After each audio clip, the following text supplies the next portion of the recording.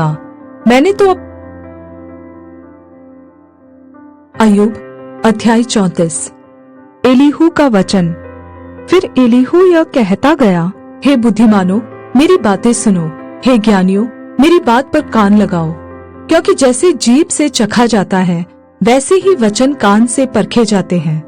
जो कुछ ठीक है हम अपने लिए चुन ले, जो भला है हम आपस में समझ बूझ ले। क्योंकि अय्यूब ने कहा है, मैं निर्दोष हूँ और परमेश्वर ने मेरा हक मार दिया है। यद्यपि मैं सच्चाई पर हूँ तो भी झूठा ठहरता हूँ। मैं निरपराध हूँ, परंतु मेरा घाव असाध्य है। अय्यूब के तुल्य कौन शूरवीर है, जो परमेश्वर की निंदा पानी के समान पीता है, जो अनर्थ करने वालों का साथ देता और दुष्ट मनुष्यों की संगति रखता है। उसने तो कहा है, मनुष्य को इससे कुछ लाभ नहीं कि वह आनंद से परमेश्वर की संगति रखे। इसलिए हे समझ वालों, मेरी सुनो, यह संभव नहीं कि परमेश्वर दुष्टता का काम करे और सर्वशक्तिमान बुराई करे। वह मनुष्य की करनी का फल देता है और प्रत्येक को अपनी अपनी चाल का फल भुगताता है। निःसंदेह परमेश्वर दुष्टता नहीं करता और न सर्वशक्तिमान अन्याय करता है। किसने पृथ्वी को उसके हाथ में सौंप दिया, या किसने सारे जगत का प्रबंध किया?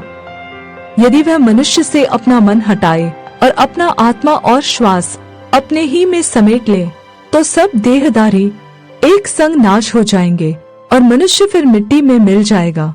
इसलिए इसको सुन और मेरी इन बातों पर कान लगा। जो न्याय का बैरी हो, क्या वह शासन करे? जो पूर्ण धर्मी है, क्या तू उसे दुष्ट ठहराएगा? वह राजा से कहता है, तू नीच है, और प्रधानों से, तुम दुष्ट हो।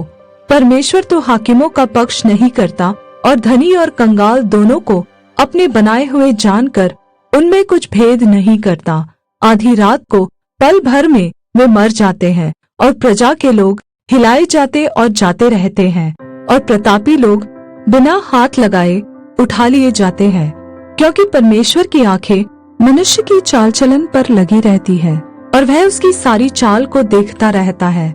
ऐसा अंधियारा या घोर अंधकार कहीं नहीं है जिसमें अनर्थ करने वाले छिप सके। क्योंकि उसने मनुष्य का कुछ समय नहीं ठहराया ताकि वह परमेश्वर के सम्मुख अदालत में जाए। वह बड़े बड़े बलवानों को बिना पूछ पाछ के चूर चूर करता है और उनके स्थान पर दूसरों को खड़ा कर देता है, इसलिए कि वह उनके कामों को भली भांति जानता है। वह उन्हें रात में ऐसा उलट देता है कि वे चूर चूर हो जाते हैं। वह उन्हें दुष्ट जानकर सभी के देखते मारता है, क्योंकि उन्होंने उसके पीछे चलना छोड़ दिया है और उसके किसी मार्ग पर चित न लगाया। यहाँ तक कि उनके कारण कंगालों की दुहाई उस तक पहुँची और उसने दीन लोगों की दुहाई सुनी। जब वह चुप रहता है तो उसे कौन दोषी ठहरा सकता है, और जब वह मुंह फेर ले तब कौन उसका दर्शन पा सकता है। जाति भर के साथ और अकेले मनुष्य दोनों के साथ उसका बराबर व्यवहार है, ताकि भक्तिहीन राज्य करता न रहे और प्रजा फंदे में फंसाई न जाए। क्या किसी ने कभी परमेश्वर से कहा, मैंने दंड सहा, अब मैं भविष्य में बुराई न करूँगा? जो कुछ मुझे नहीं सूझ पड़ता वह तू मुझे सिखा दे, और यदि मैंने टेढ़ा काम किया हो तो भविष्य में वैसा न करूँगा। क्या वह तेरे ही मन के अनुसार बदला पाए, क्योंकि तू उससे अप्रसन्न है? क्योंकि तुझे निर्णय करना है, न कि मुझे। इस कारण जो कुछ तुझे समझ पड़ता है वह कह दे।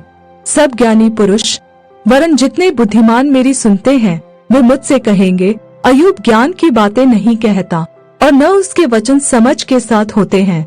भला होता कि अय्यूब अंत तक परीक्षा में रहता, क्योंकि उसने अनर्थकारियों के समान उत्तर दिए हैं और वह अपने पाप में विरोध बढ़ाता है और हमारे बीच ताली बजाता है और परमेश्वर के विरुद्ध बहुत सी बातें बनाता है।